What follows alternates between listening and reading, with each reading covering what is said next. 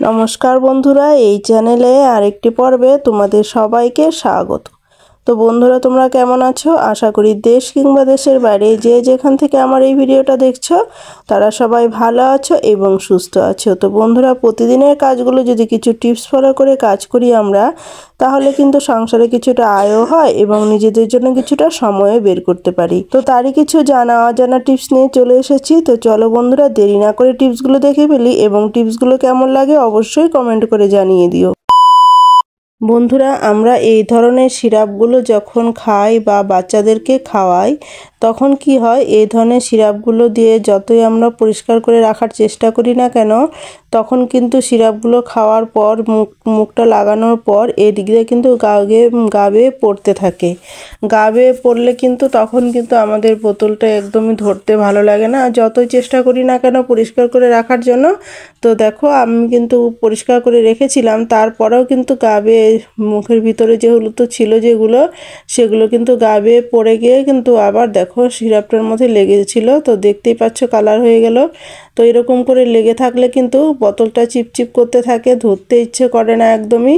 তো কিভাবে করলে সেটা আর হবে না, তারই একটি ছোট টিপস তোমাদের কাছে শেয়ার করছি। তো দেখো, এইভাবে যদি আমরা রাবার ব্যান্ড, মোটা রাবার ব্যান্ডগুলো হয়, এগুলো যদি পেঁচিয়ে এভাবে রেখে দেই, তাহলে কিন্তু ওষুধগুলো যখন গা বেয়ে পড়তে নেবে তখন কিন্তু না পড়ে ওই রাবার ব্যান্ডের মধ্যে লেগে তখন কিন্তু ওই রাবার ব্যান্ড কিন্তু ওষুধগুলো অ্যাবজর্ব করে নেবে, ফলে কিন্তু আর নিচে কিন্তু আর পড়বে না, ফলে কিন্তু বোতলটা আমাদের পরিষ্কার থাকবে। আশা করি তোমাদের এই টিপসটি ভালো লেগেছে। তো ভালো লাগলে বন্ধুরা একটা লাইক করে দিও। চলো বন্ধুরা, আমরা পরের টিপস দেখে নিই। তো বন্ধুরা দেখো, এখানে আমি নিয়ে নিয়েছি কিছুটা আদার খোসা। তো আদা খোসা আমরা তো ফেলেই দেই, আর সেই আদার খোসাগুলো কিন্তু আমাদের খুব ভালো কাজে লাগে। তো সেটা কি কাজে লাগে তোমরা দেখতে থাকো। তো এগুলো প্রথমে আমি আদার খোসাটা ছাড়িয়ে নিয়েছি, তারপরে এগুলো ধুয়ে শুকিয়ে নিয়েছি। আর এটা কিন্তু ভালো করে শুকিয়ে নিতে হবে। যেই কাজটা করবো সেটা কিন্তু শুকনো আদার খোসাটা কিন্তু খুবই দরকার, ভেজা থাকলে কিন্তু একদমই চলবে না। তো ভালো করে ধুয়ে তারপরে কিন্তু এটাকে আমি শুকিয়ে নিয়েছি। তো দেখো বন্ধুরা, আমরা কি করব। তো বন্ধুরা, আমরা অনেক সময় কি হয় যে আমরা যখন চা খেতে যাই, আদা ঘরে থাকে না। ঘরে আদা থাকতে হবে সব সময় এটা তো কোনো কথা নেই, হয়তো কোনো সময় আদা থাকে না। তো আদা আমরা লাল চা যখন খেতে যাই, তখন কিন্তু আদা না পেলে কিন্তু খুব অসুবিধা। অনেকেই লাল চার মধ্যে আদা খেতে খুব পছন্দ করে।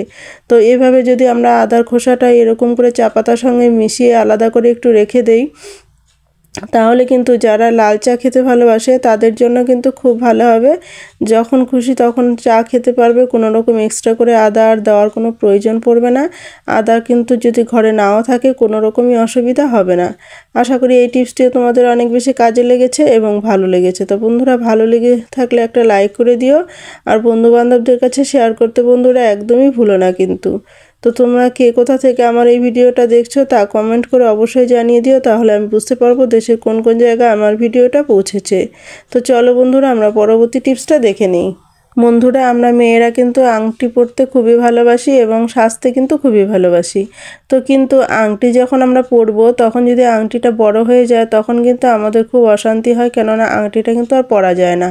সেটা পরে কিন্তু খুলে হারিয়ে যাবারও ভয় থাকে। তো কিভাবে আমরা আংটিটাকে সুন্দরভাবে একটু ঠিক করে নিব, যাতে আমরা বড় আংটিও খুব সহজেই পরে নিতে পারবো, তারই একটি ছোট্ট টিপস তোমাদের কাছে শেয়ার করছি। তো এর জন্য কি করতে হবে বন্ধুরা, এর জন্য একটি কাজ করতে হবে। তো রাবার ব্যান্ডগুলো যে রয়েছে না, এরকম রাবার ব্যান্ডগুলো দেখো, রাবার ব্যান্ডগুলো নিয়ে এরকম করে প্রথমে দুভাঁজ করে নিয়ে আঙুলের মাপে করে নাও।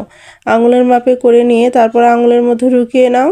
তো দেখতে পাচ্ছ আঙুলের মধ্যে একদম ঠিকঠাক হয়ে লেগেছে, কোনো রকমই অসুবিধা হবে না, আমাদের টাইট হয়ে লেগে গেছে। তো এই রাবার ব্যান্ডটাকে এখন কি করতে হবে, আমাদের আংটির মধ্যে ঢুকিয়ে নিতে হবে। তো কিভাবে ঢোকাচ্ছি তোমরা একটু দেখে নাও। আংটির মধ্যে গিঁট দিয়ে নিচ্ছি, এভাবে খুব সুন্দরভাবে আমরা আংটির মধ্যে গিঁট দিয়ে নিলাম। গিঁট দিয়ে নেওয়ার পর এখন কিন্তু আমরা রাবার ব্যান্ডটাকে আবার আঙুলের মধ্যে পরে নিব। যে জায়গাটার মধ্যে আংটিটা আমরা পরবো ঠিক সেই জায়গাতেই রাবার ব্যান্ডটা নিয়ে রেখে দেব এবং আংটিটাকে নিয়ে আবার ঠিক এইভাবে পরে আংটিটাকেও কিন্তু আমরা সেইভাবে পরে নিব।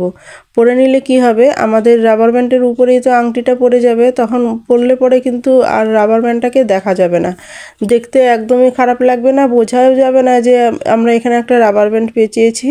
আর কত টাইট হয়ে যাবে তোমরা দেখতেই পাচ্ছ, কত সুন্দরভাবে টাইট হয়ে লেগে রয়েছে, আর খুলে যাওয়ারও ভয় থাকবে না, পরে পরে হারিয়ে যাবারও কোনো ভয় থাকবে না। দেখতেই পাচ্ছ কতটা টাইট হয়ে লেগেছে। আশা করি তোমাদের এই টিপসটি অনেক বেশি ভালো লেগেছে। তো বন্ধুরা ভালো লাগলে একটা লাইক করে দিও। তো চলো বন্ধুরা আমরা পরবর্তী টিপসটা দেখে নেই।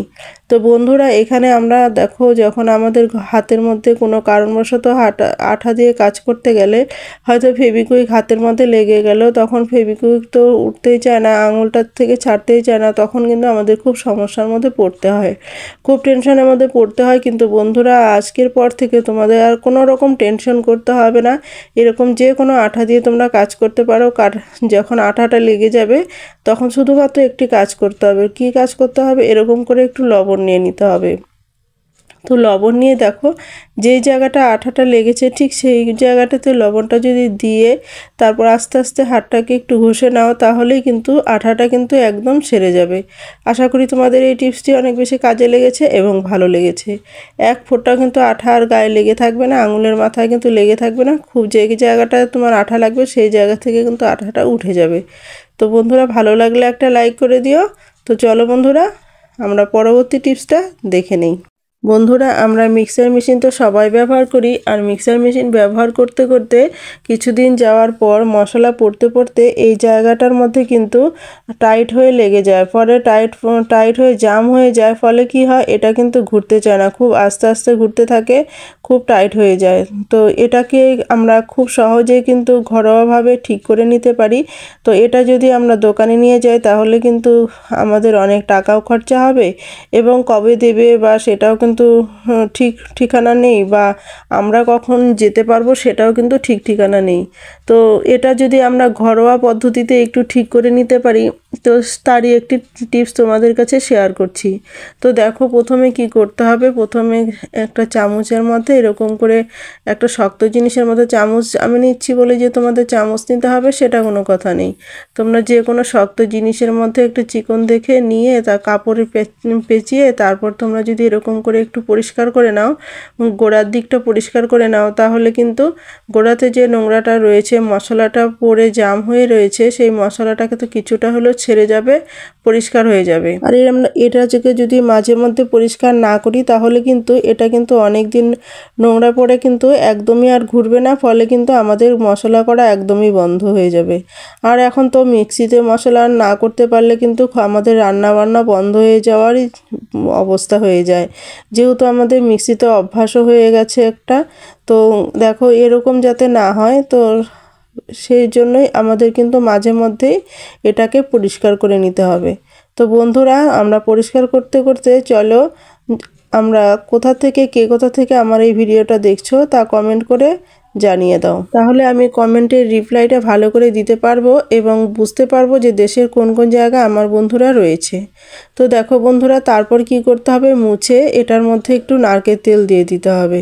তো ঠান্ডার দিন যেহেতু নারকেল তেলটা তো আমার গলানো নেই, তো নারকেল তেলটা আমি কিভাবে বের করে নিচ্ছি দেখো, চামচ দিয়ে ভিতর থেকে আমি একটুখানি বের করে নিয়ে তারপর তোমাদেরকে আমি দেখাচ্ছি। দেখো হাতের তালুতে নিচ্ছি, হাতের তালুতে নেওয়ার পরে কিন্তু এটা একটু ডলে নিলেই কিন্তু আমাদের এই তেলটা কিন্তু গলে যাবে, একদম গলে যাবে। ফলে কিন্তু আমি যে চামচের পেছনটা দিয়ে এটা দিয়ে কিন্তু আমি এটার গোড়াতে দিতে পারবো, অর্থাৎ যেই জায়গাটা আমাদের দেওয়ার প্রয়োজন ঠিক সেই জায়গাটাতে আমরা দিতে পারবো। দেখো একদম গলে গেছে তেলটা, দেখতেই পাচ্ছ। তো দেখো এখন এটার মধ্যে আমি দিয়ে দিচ্ছি। তো এভাবে করে যে তেলটা দিয়ে তারপরে আধা ঘন্টা সময় যদি এরকম করে তেল দিয়ে রেখে দেওয়া যায় তাহলে কিন্তু আমাদের কিন্তু মিক্সিটা একদমই ঠিক হয়ে যাবে। তো দেখো তোমাদেরকে আমি দেখাচ্ছি কত সুন্দরভাবে আমাদের এটা ঠিক হয়ে গেল। তো দেখো এভাবে তেল দেওয়ার পর আধা ঘন্টা পর আমি ঘুরিয়েও তোমাদেরকে দেখাবো। তো প্রথমে তেলটা দিয়ে এরকম করে একটু ঘুরিয়ে রেখে দেব, তারপর আধা ঘন্টা পর আবার আমি এটাকে ঘুরিয়ে তোমাদেরকে দেখাচ্ছি। দেখো এখন কত স্পিডে ঘুরছে, দেখতেই পাচ্ছ, কোনো রকমই কিন্তু আর অসুবিধা হচ্ছে না। আশা করি তোমাদের এই টিপসটি অনেক বেশি ভালো লেগেছে। তো বন্ধুরা ভালো লাগলে লাইক কমেন্ট শেয়ার করে দিও, আর এই ভিডিওতে যদি কেউ নতুন হয়ে থাকো তাহলে সাবস্ক্রাইব করে আমার পাশে থেকো এরকম নিত্য নতুন ভিডিও পাওয়ার জন্য। তো বন্ধুরা তোমরা সবাই ভালো থেকো, সুস্থ থেকো, এই কামনাই করি ঈশ্বরের কাছে। আজ এই পর্যন্ত, দেখা হবে নেক্সট কোনো ভিডিওতে, কেমন?